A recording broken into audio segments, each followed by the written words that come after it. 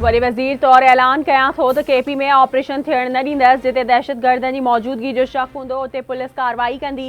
असांजा फ़ैसिला को ॿियो न पर पाण कंदासीं। जीअं बनून जो आवाम चाहींदो बिल्कुलु इहें ई थींदो। ख़ैबर पख्तूनख्वा जे वॾे वज़ीर अली अमीन गंडापुर जो बनून में जलसे खे ख़िताब। संदसि चवणु आहे त को बि हथियारबंद गिरोह खे केपी में नज़र न अचे। मंशियात फ़रोशन ऐं करप्शन कंदड़नि खे न छॾींदासीं। पुलिस गैर क़ानूनी तौर हथियार खणंदड़नि ख़िलाफ़ कार्रवाई करे। वॾ वज़ारत जी कुर्सी ते वेहणु ॾुखियो कमु आहे। अवाम जी ख़िदमत लाइ ॾींहुं राति कोशिशूं करे रहिया आहियूं। पंजाब तरक़ी में लीड करे पियो। उमेद आहे ख़िदमत में बि रिकॉर्ड ठाहींदो। पंजाब जी वज़ीर आला मरियम नवाज़ लाहौर में तक़रीब खे ख़िताब संदसि चवणु आहे त 3 महीना अॻु औरतुनि जे लाइ वर्चुअल पुलिस स्टेशन क़ाइमु कई वई। कुझु महीननि में पंजाब जे 18 शहरनि खे सेफ सिटी बणायो वेंदो। जिते जिते सेफ सिटी ठहंदा वेंदा उते फ्री वाईफाई ॾींदा वेंदासीं। पीटीआई जे बानी जी आज़ादी लाइ तहरीक इंसाफ़ ऐं महांगाई ख़िलाफ़ जमायत इस्लामी जी एहतजाज खे नज़र में रखंदे रावलपिंडी खां इस्लामाबाद वेंदड़ रस्ता ब्लॉक। मेट्रो सर्विस बि बंदि। रेड ज़ोन खे सील कयो वियो। डी चौक खे बि कंटेनर लॻाए सील कयो वियो। मरी रोड ट्रैफ़िक लाइ मुकमल बंदि। इस्लामाबाद एक्सप्रेस वे ते बि कंटेनर मौजूदु। लाहौर पेशावर फैसलाबाद मुल्तान कराची हैदराबाद सखर लाड़काणो मीरपुर ख़ास टंडो मोहम्मद खान कंदकोट कंडियारो कंबर उमरकोट नसीराबाद मेहर की ऐं ॿियनि शहरनि में तहरीक इंसाफ़ जे सॾ ते मुज़ाहिरा ऐं धरना। कराची जे डिफेंस वारे इलाइक़े में बुखी बिरादरी जे ॿिनि धुरनि में झेड़े जा 12 जवाबदार गिरफ़्तार कया विया आहिनि। 17 जवाबदार घुर्बल आहिनि जिन खे बि जल्द गिरफ़्तार कयो वेंदो। केस में सरकार फरियादी थींदी। मालिकनि ठाह बि कयो त केस कमज़ोर न थींदो। बुखटियुनि विच में इन खां अॻु बि झेड़ो हलंदड़ हो। एडिशनल आईजी जावेद आलम ओढो जी प्रेस कॉन्फ्रेंस संदसि चवण त गुज़िरियल राति कोरंगी सनती एरिया मां मुक़ाबले दौरान टारगेट किलिंग में मुलविस 2 जवाबदार मंठार ऐं अली असगर मारिजी विया। जवाबदार क़ानून लागू कंदड़ अहलकारनि खे निशानो बणाइण जा माहिर हुआ।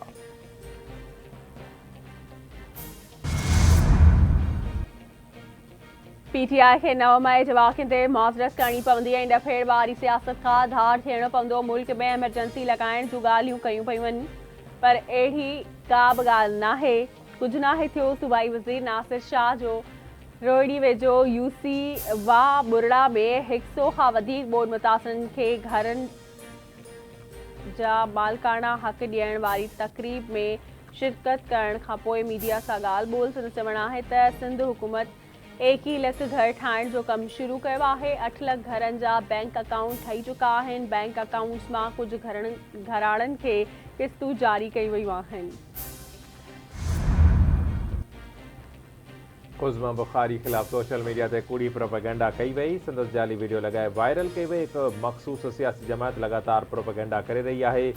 डीप फेक वीडियो जे किरदारनि खे बेनक़ाब कंदो। प्रोपेगेंडा ख़िलाफ़ भरपूर ऑपरेशन कयो वेंदो। ममलकती वज़ीर शिज़ा फ़ातिमा जी नूंडी औरत अॻवाननि सां गॾु इस्लामाबाद में प्रेस कॉन्फ्रेंस। सॼे पंजाब में लागू कलम 144 खे लाहौर हाई कोर्ट में चैलेंज कयो वियो। दरख़्वास्त में पंजाब हुकूमत घरू सेक्रेटरी ऐं डीसी खे धुर बणायो वियो। दरख़्वास्त में मौक़िफ़ इख्तियार कयो वियो आहे त पंजाब में कलम 144 सियासी बुनियादनि ते लॻायो वियो आहे। अदालत खे इस्तदा आहे त कलम 144 वारो नोटिफिकेशन कलअदम करार ॾिनो वञे। सियासी मुफ़ाहिमत जो बादशाह सदर आसिफ अली ज़रदारी अॼु 69 सालगिरह मल्हाए रहियो आहे। पीपल्स पार्टी आसिफ अली ज़रदारी जे सालगिरह खे सदर जे ॾिहाड़े तौरु मल्हाए रही आहे। सालगिरह जा केक काटण जूं तक़रीबूं मुनक़िद। सिंध जे सीनियर वज़ीर शर्जील इनाम महम आसिफ अली ज़रदारी खे सालगिरह जूं वाधायूं ॾींदे चयो आहे त आसिफ अली ज़रदारी कारकुननि सां गॾु सियासी मुख़ालिफ़नि जे लाइ बि सियासत जो दर्सगाह आहे। पाकिस्तान जी सियासी तारीख़ में आसिफ अली ज़रदारी जो नालो अज़ीम सियासतदाननि जी फ़हरिस्त में शामिल रहंदो। सिंध जे गादी वारे शहर कराची समेत सूबे जे मुख़्तलिफ़ इलाइक़नि में 29 जुलाई खां गजगोड़ सां बरसातुनि जी अकत थी।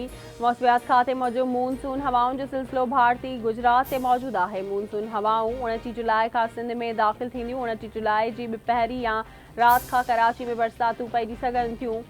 बरसातुनि जो सिलसिलो 31 जुलाई ताईं जारी रहंदो। 3 अगस्त खां पोइ हिकु ॿियो सिस्टम शहर में बरसातुनि जो सबबु बणिजंदो।